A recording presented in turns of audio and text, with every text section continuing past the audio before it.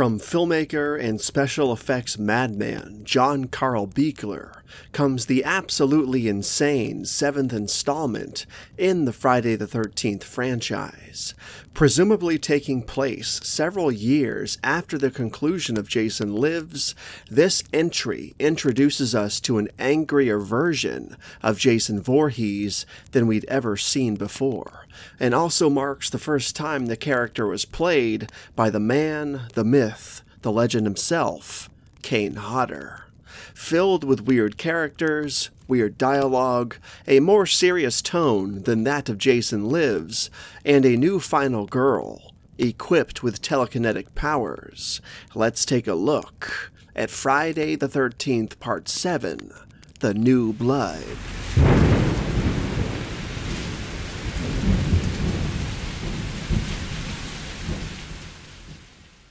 I have a fondness for the latter films of the Friday the 13th series, particularly during the climax of the Paramount Pictures phase, before venturing into the subsequent films from New Line Cinema.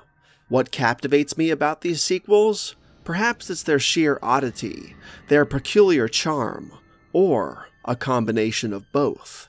But it's unmistakable how they stretch their creative muscles, presenting narratives in the most delightfully eccentric ways.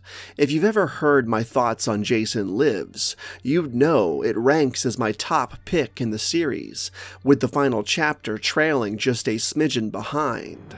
With that said, parts 7 and 8 are not far off by comparison.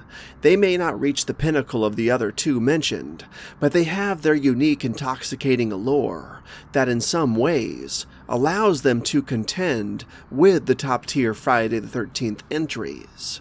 The New Blood, acting as the 7th installment of the series, does not disappoint whatsoever, though it is a completely different beast than any of the preceding films. It serves as an excellent slasher movie, a commendable continuation of Jason's saga after the events of Jason Lives, and notably ushers in Kane Hodder's era of Jason Voorhees. Dan, what are you doing?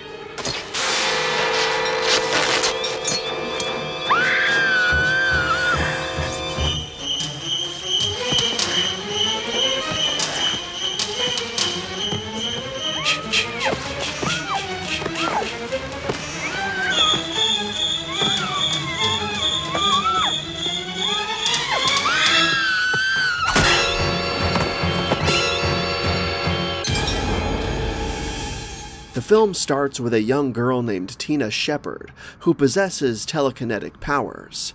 After witnessing her father's abusive behavior towards her mother, Tina, in a fit of emotional distress, unintentionally uses her powers to collapse the dock he's standing on, causing him to drown in Crystal Lake. Years later, Tina, now a teenager, is still traumatized by the event, and returns to the family cabin on Crystal Lake with her mother and her therapist, Dr. Cruz.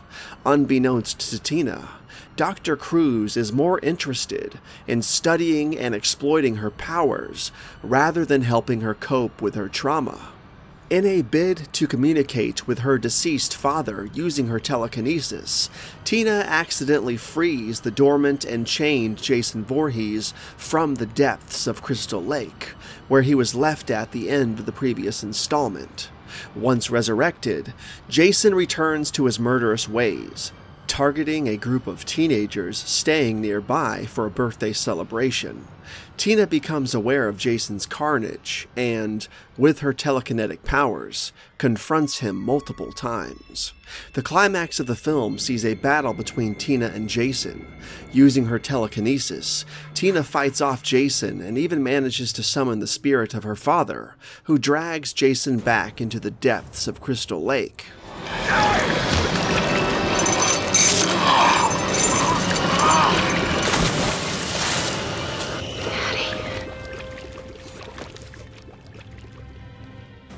following Friday the 13th Part 6, Jason Lives, which saw the return of the character Jason Voorhees from the dead.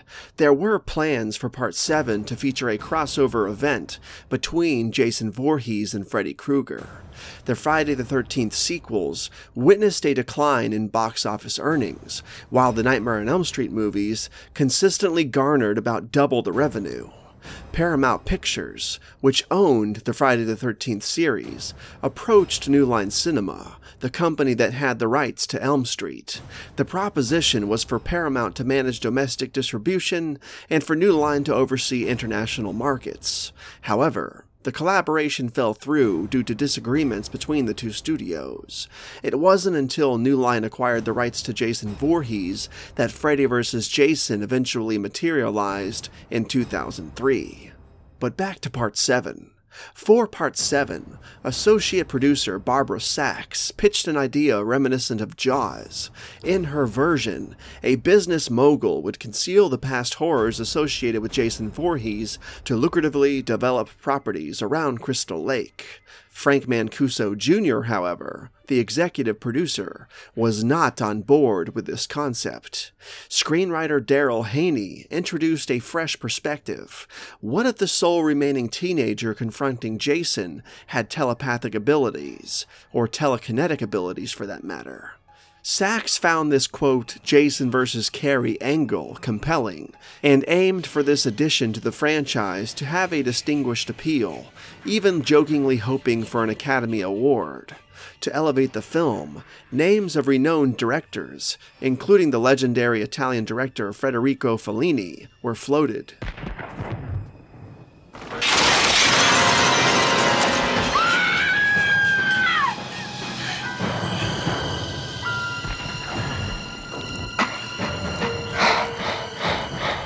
Initially going by Birthday Bash as its working title to disguise its association with the Friday the 13th franchise, the film's production was rapid, spanning 7 months from inception to release. Filming occurred in Baldwin County, Alabama, specifically at Burns Lake, between October and November of 1987, with additional shooting in Mobile during February 1988. Kane Hodder made his debut as Jason in this installment, going on to portray the character in 3 subsequent films after this one, making him the only actor to do so multiple times.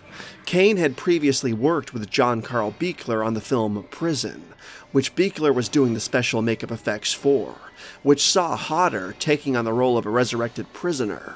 At Hodder's own suggestion, a chilling scene was filmed where he allowed live maggots to pour from his mouth, capturing the essence of decay.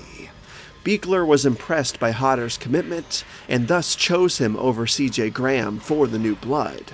While Graham had aspired to be as iconic as Boris Karloff's Frankenstein, he gracefully accepted Hodder's portrayal and held no grudge over the recasting.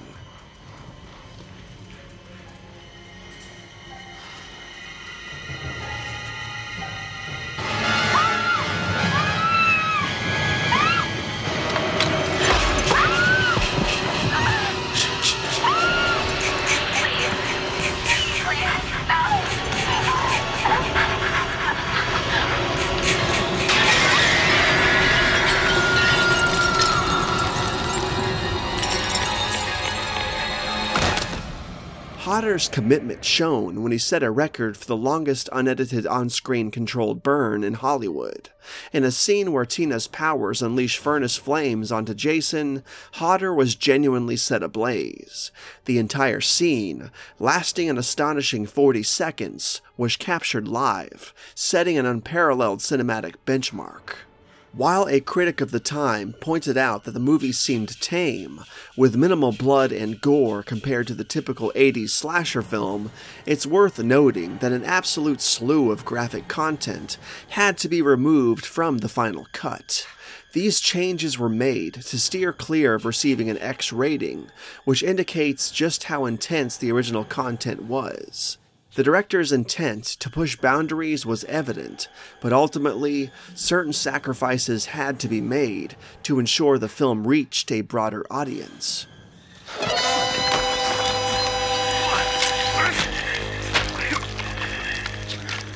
Ben, where are you?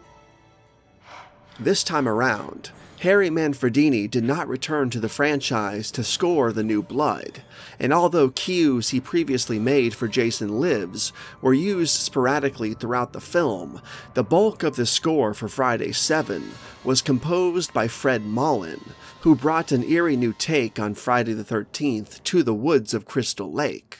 Although the score is decent, and I do enjoy the compositions on display here, it's not really one of my favorites, and something just feels a bit non-Friday the 13th, at least for my taste, especially when compared to Manfredini's work on the preceding films.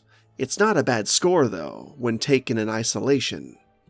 Jason's design in The New Blood is nothing short of astonishing. It masterfully conveys a sense of decay and foreboding.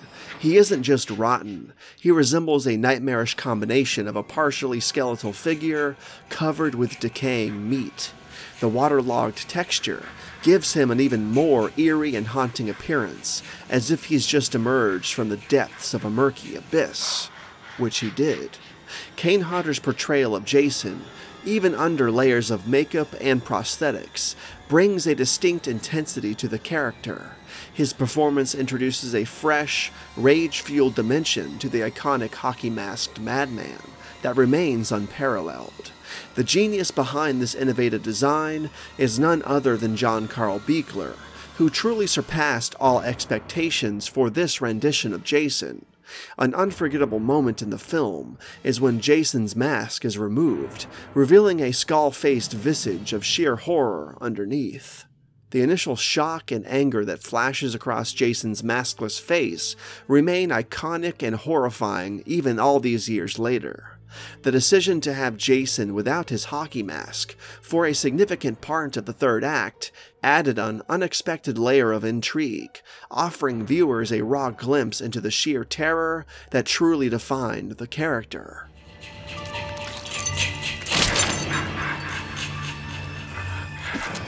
In Friday the 13th, The New Blood, the ensemble cast presents an intriguing mix of characters that can be described as both memorable and, at times, awkward. At the forefront, Tina Shepard, portrayed by Larpunk Lincoln, stands out as a fantastic heroine, setting her apart with her telekinetic abilities and her emotional depth, which offers a fresh and unique twist to the franchise. Her struggles with trauma and her chaotic interactions with the manipulative Dr. Cruz, played with commendable sleaziness by Terry Kaiser, drive much of the movie's tension. While some of the film's dialogue and performances border on cringeworthy, making it a curious departure from the more polished casts of parts 4 or 6, there are undeniable standouts. Kane Hodder's portrayal of Jason Voorhees is menacing and iconic, and Kevin Spiertes brings a strong and supportive performance as Nick, Tina's love interest. All these elements, combined with the bizarre dynamics of the rest of the cast, make this installment in the series both entertaining and, at moments, endearingly offbeat. The film also presents a noticeable tonal shift from its immediate predecessors, where Jason Lives embraced a fun and frenetic energy, and A New Beginning took a dive into the realm of eccentric zaniness. The New Blood steered the franchise into much darker waters. This entry opted for a heavier, more somber atmosphere, riddled with grim undertones, and an almost palpable sense of dread. While some viewers, myself included, appreciated the film's sinister tone, I think it's very possible that the broader audience might have warmed up to the movie more had it not been for this pervasive sense of doom. The narrative surrounding Jason Voorhees has always been one rooted in horror, but the addition of a few lighter, even comedic moments in earlier entries served as a counterbalance. The New Blood, despite its handful of eccentric characters, leans heavily into its mean-spirited sensibility, making it a distinct, if divisive, chapter in the franchise's storied history.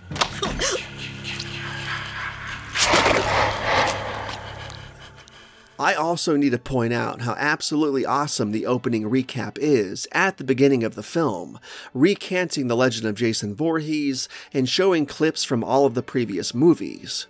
Except Part 5, obviously. It ties the preceding entries of the franchise into the grim atmosphere on display within The New Blood, and even makes the ending of Jason Lives seem much more serious and dark than it actually was, giving the franchise as a whole this gritty and hardcore flavor that seems much more pronounced due to the style of this recap. It's fantastic, and is simply not talked about enough. Fun fact: Walter J. Gorney, who played Crazy Ralph in the first 2 movies of the series, is actually the guy narrating the legend of Jason during the recap. I mean, how cool is that? People forget. He's down there, waiting. When it's all said and done, The New Blood, minimal grievances aside, really is a terrific Friday the 13th movie.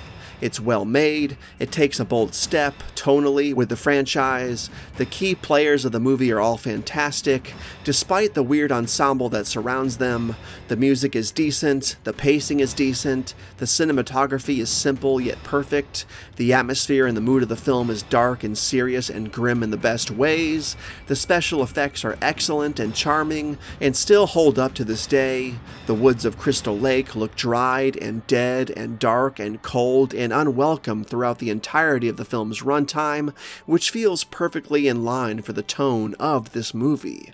And Kane Hodder, as this angry new version of Jason Voorhees, is simply compelling.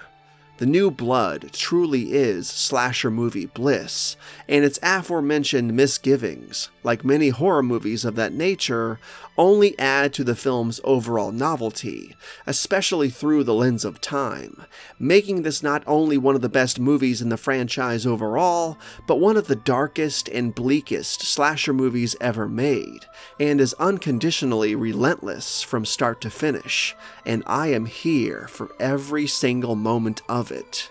With that said, John Carl Buechler's Friday the 13th Part 7, The New Blood, is a masterpiece.